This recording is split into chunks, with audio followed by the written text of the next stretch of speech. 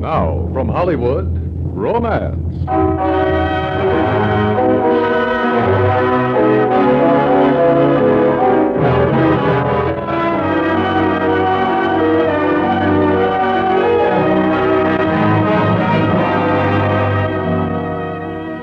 Romance. Transcribed stories of love and adventure, of comedy and crisis, of conflict and human emotion.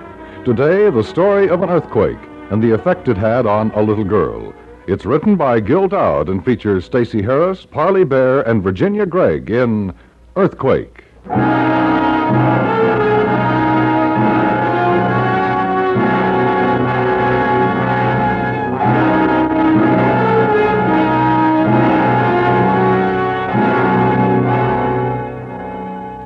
The beginning of another day in Anderson, California. Population approximately 20,000. Location a hot valley some 130 miles inland from the Pacific. On this morning, not one of its citizens knew that by nightfall, large portions of the city would be leveled by earthquake and gutted by the resultant fires. Most of them had forgotten or never learned that Anderson was built over a major fault line. This division in the Earth's crust had seemingly lain dormant for hundreds of years. But deep beneath the surface, perhaps 10 miles, infinitesimal movements had been taking place as the two sides of this fracture moved against each other. Inevitably, an earthquake would occur. So the ordinary problems of people this morning were completely unimportant. Over at Central Hospital, for example, a young doctor was silently complimenting himself on the fact that he had saved the arm and probably the life of a young girl, an automobile accident victim. And how are you this fine morning, Judith? All right. When are my mommy and daddy coming to see me? Right now, you just worry about getting well. Does your arm still hurt? Yes. It's broken, isn't it? It sure is. We almost had to order a new one for you. If we had, it might have been a boy's. That would have been awful, wouldn't it? You can't go and order new arms, can you? Oh, you'd be surprised what we can do. My mommy and daddy are dead, aren't they? Now, what makes you say that? I dreamed about it. Somebody took them out of the car. Well, sure, somebody took you out of the car, too, thank heaven. Morning, Judith. Saw your breakfast rolling up the hall. It looked good. Oatmeal again? No, it looked like something else this time. Rudy, can I talk to you outside? Right away. I have to go see another patient, Judith. I'll be back in a little while. If my mommy and daddy aren't dead, tell them to come and see me. I'll see what I can do. Now, you rest and have a good breakfast, and I'll stop by and see you as soon as I get a chance. What are you going to do with a kid like that? She knows her mother and dad are dead. So does her uncle. He's out front waiting for you. What for? It's all in the coroner's hands now. Judith is the sole heir to $1 million business. Uncle is interested in her well-being. Oh, one of those. Are we going to get married, Barbara? Well, the thought's been running through my head about 18 hours a day. What about the other hours? Those are beyond my control because I have to sleep. And sometimes I dream. Why? Well, if we do marry, it's likely we'll have children. I hope so. And if we do, don't let me build up $1 million practice, will you? Oh, don't be morbid, Rudy. The uncle's name is Mr. Post. The mother's brother. Yes. Oh, Dr. Rudolph? Yes. Post? Yes. How's our little girl? She's coming along fine, sir. When will she be getting out? That's hard to tell right now. It'll depend on her arm. It's in traction, you know. Well, I don't know about those things. But I do know the poor little girl has been orphaned. Well, she's got a good home with me as long as she wants it. Could I see her and tell her that? I'm afraid not. She's in no condition to hear that kind of news. It's very important that I see her. When can I?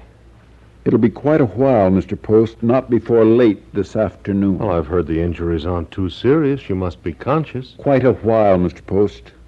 I don't want her disturbed.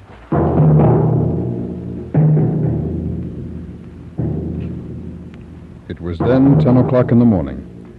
Since our subject is an earthquake, it may be convenient to mention a few of the special terms in general use.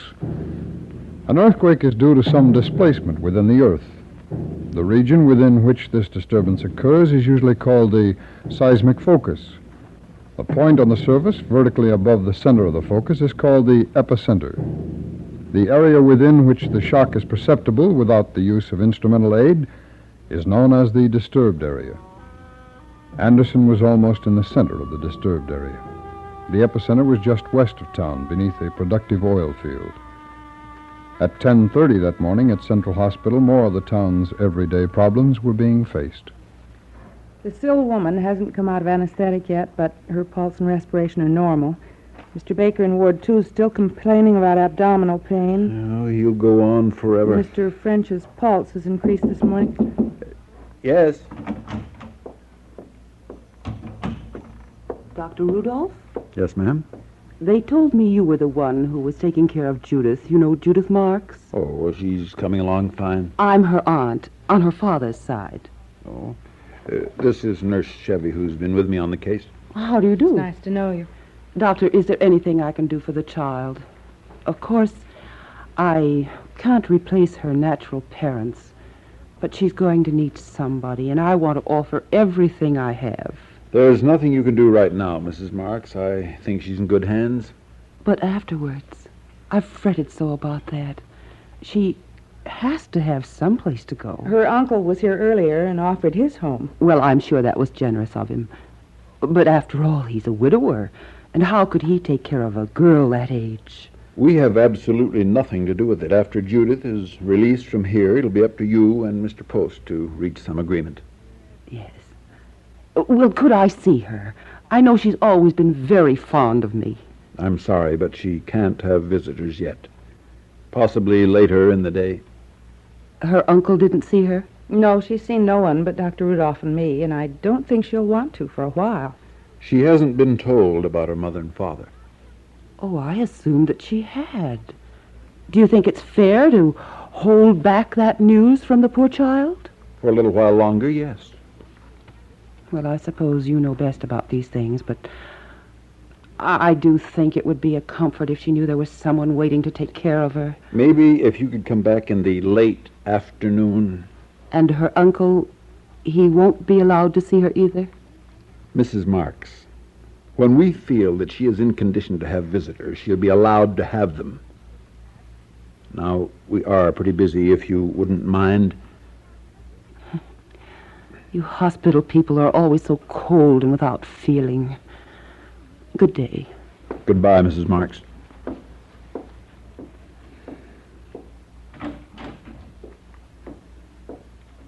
Why, those shameless vultures. What a miserable time that little girl has in front of her. Habeas corpus writs are going to be flying like birds. Maybe we shouldn't have any children. I think it would be easier not to have $1 million.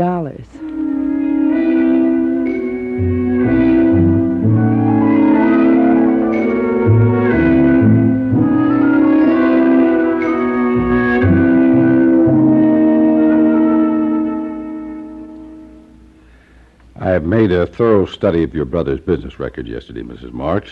And it is so often the case in operations such as his actual cash assets can be largely written off due to debts outstanding and so on. But his oil holdings? Yes, clear title to 8 producing wells, worth well over $1 million. Could they be sold? Easily. But, Mrs. Marks, don't you think it would be in the girl's best interest to keep the holdings intact so she'll be assured an income for the rest of her life? Oh, yes, of course. I only asked. Now, in regard to your being appointed her legal guardian, that, of course, is a matter for the courts. I'm sure they'll agree. What's that? One of those sonic blasts, I suppose. Jet plane. Oh, they're simply going to have to do something about them. It's frightening. Now, is there anything more to discuss, Mr. Lester? No. I'll start putting your request into motion and be in touch with you. Thank you for coming in. The first trembler of the Anderson earthquake, called the foreshock, occurred at 12 minutes past 1 that afternoon. This prologue was typical. So gentle, the earth movement so slight, that many of the citizens weren't aware of what it was. It hardly seemed to give warning of what was to come. Rudy, Did you hear that booming sound? Yeah, there must be a thunderstorm up in the hills. I'm going in to see Judith. Would you mind coming along? You going to tell her? I think it'll be less hard on her than if one of her eager protectors does it. She half knows, anyway. I'll go with you.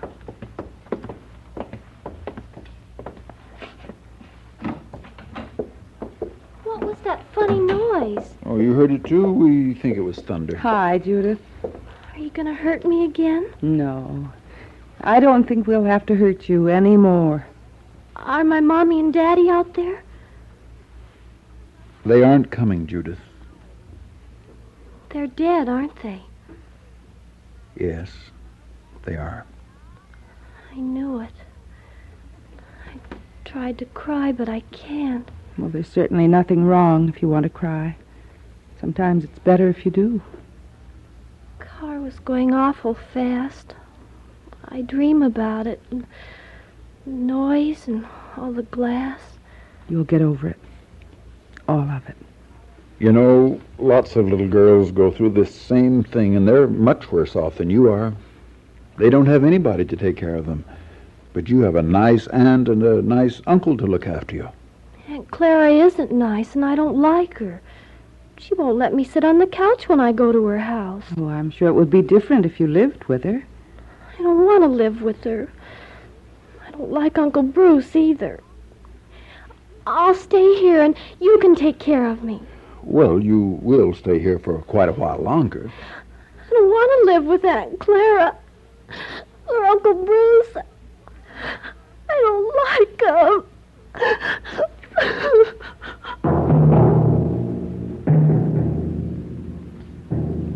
Just another day in Anderson.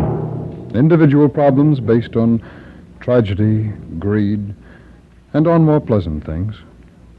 And deep within the earth, movement, measured in the barest fractions of inches.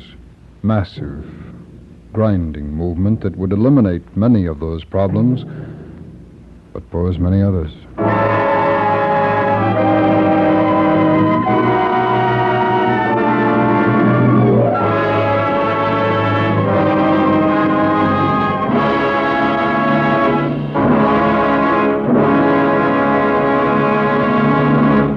We'll return to romance in just a moment. Looking for a fight? Then find yourself a sparring partner, step into the ring, and battle it out.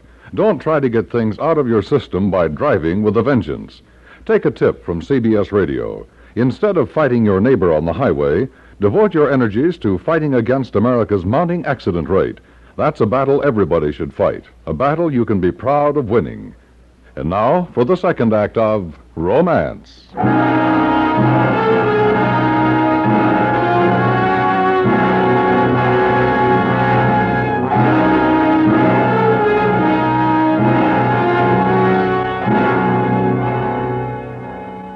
At 2 o'clock that afternoon, the main department store in Anderson was overcrowded with customers. It was Dollar Day.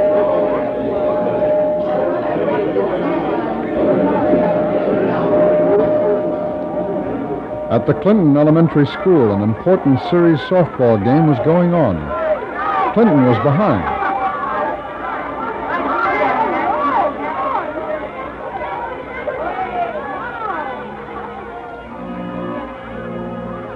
In the office of Mr. Lester, one of the town's leading attorneys, the fight for control of a little girl's fortune was slowly gaining momentum. I've made a few preliminary phone calls, Mrs. Marks, and I think advantage will be on your side. At least that's the way it appears now. I'm certainly better qualified than a widowed man. I think you should know Mr. Post has made inquiries, too. Well, I expected that. But he never did a thing for Judith. Yes, but the point is, if he continues, the case will go to court and could be a long, drawn-out affair. Let him take it to court if that's the way he wants it. It's obvious that he wouldn't be a proper guardian for Judith. All right, Mrs. Marks. I'll start drawing up the papers. Thank you. Goodbye. At 3 o'clock that afternoon, a new surfacing job on Carroll Road was finished, a needless completion since it would soon be buckled and ruptured. At the City Hall, the City Council finally reached agreement on a proposed rubbish collection plan. Farmers worked Traffic flowed. The city and outskirts were full of activity and life.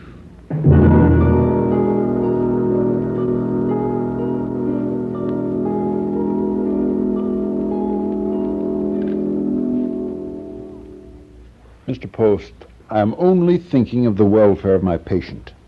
It would be better for Judith if you didn't go in now. You said sometime this afternoon. We told her about her parents. You must understand that after hearing that, she's not able to talk to anybody about where she's going after she leaves here. She's more than $1 million. She's only a baby.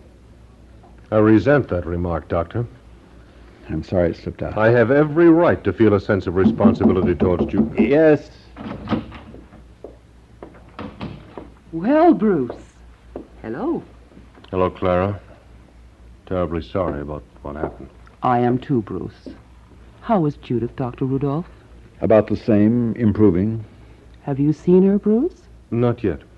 She's coming to live with me, you know. No, I didn't. I have some calls to make, so if you'll pardon me... Of course, Doctor. Feel free to stay as long as you like. Yes, thank you, Doctor. Well, Bruce? Well, what? You know the place for Judith is in my home. I'm not so sure of that. You're traveling around all the time. How's she going to get her schooling? I don't have to travel, and I'll take her with me in the summer. No, you couldn't stay in one place for 2 months, and you know it. What do you want to do? Turn her over to some nursemaid and travel on her money? No matter what nasty things you say, I'm the proper person to take her, and I've already started legal action. So have I. You won't get any place with it. How do you know that? Because she's a girl, and I'm a woman, and the sister of the man who built up the estate. Well, I'm sure the judges will be smart enough not to pay any attention to that. You're talking in personality sphere. What is it? What's happening? It's an earthquake.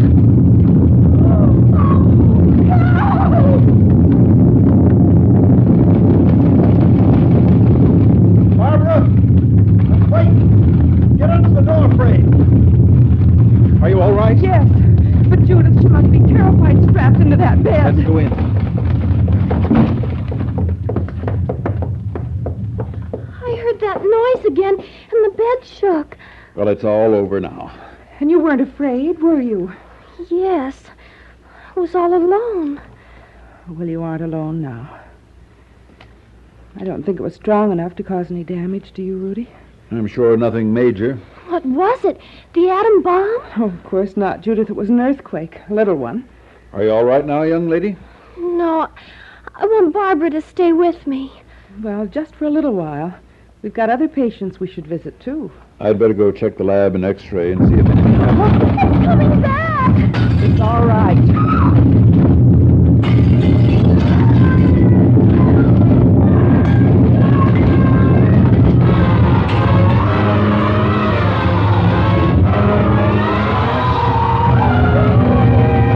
What is termed the principal portion of the shock occurred at 3:43 and 41 seconds p.m. The Earth movement continued for 1 minute and 7 seconds.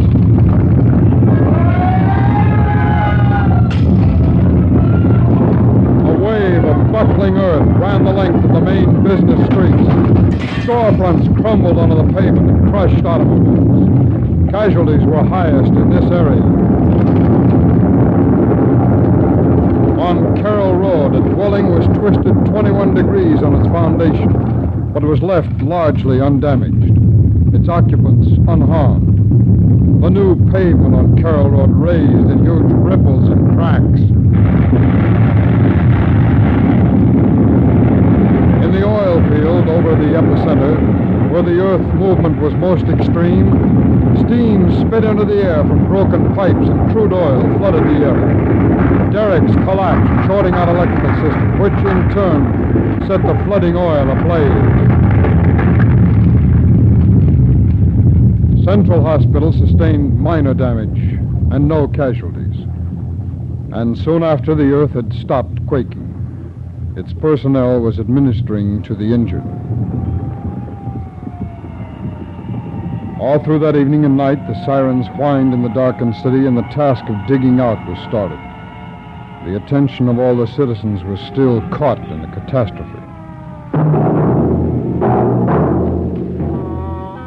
After a week, Rubble still lay before frontless buildings, but personal problems were back to normal. And in the emergency office of Mr. Lester, the attorney, the fight for control of a little girl's fortune was taken up again. I have some news for you, Mrs. March. In spite of the confusion we've had hereabouts... Yes, we certainly have had that. Well, the initial papers are now in order. You're to meet with Judge Ryder this afternoon, if possible. Oh, yes, of course I can. There's one other thing. Mr. Post's papers are in order, too, so he'll meet with the judge at the same time. Oh. Well, if that's the way he wants it, it's all right with me. I say get things into the open and fight them out. Good, Mrs. March. I'll arrange it for about 3.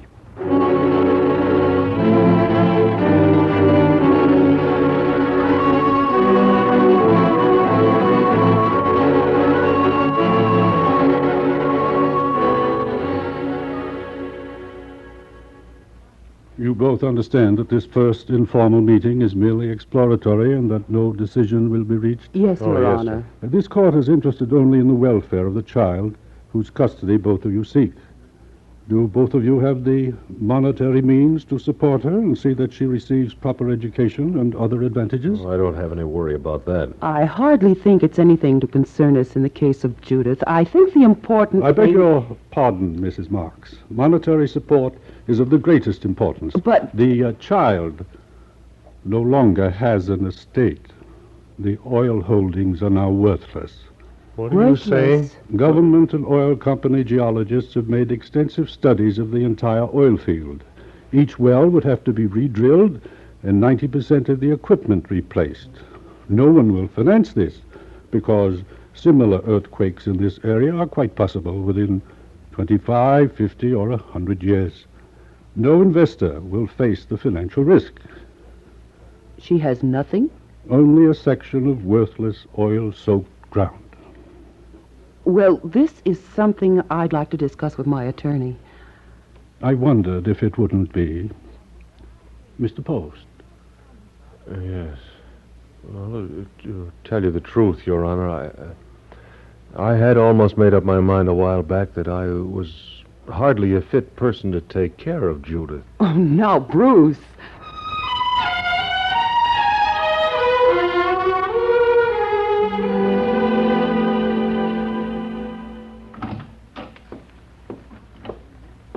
Judith.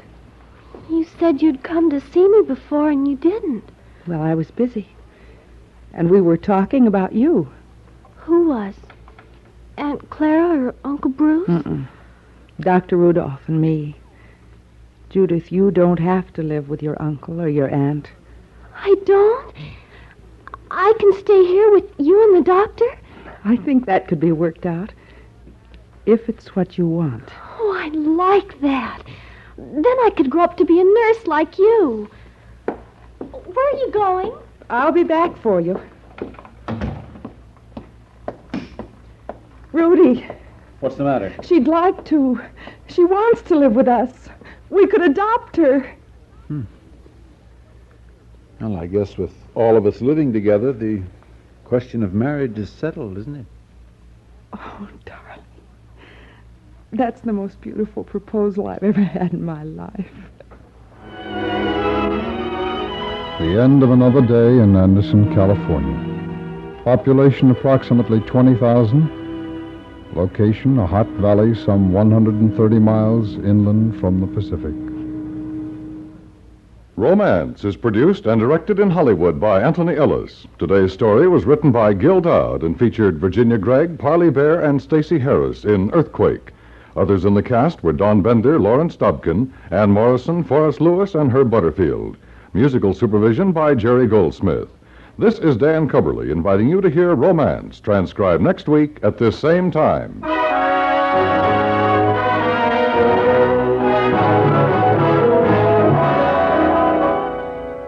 One would think that anyone clever enough to figure out a slick racket would be smart enough to realize that sooner or later the law would catch up with him.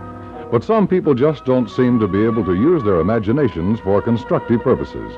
At least that's the case with the characters who are surprised to find the FBI in Peace and War hot on their trail tomorrow.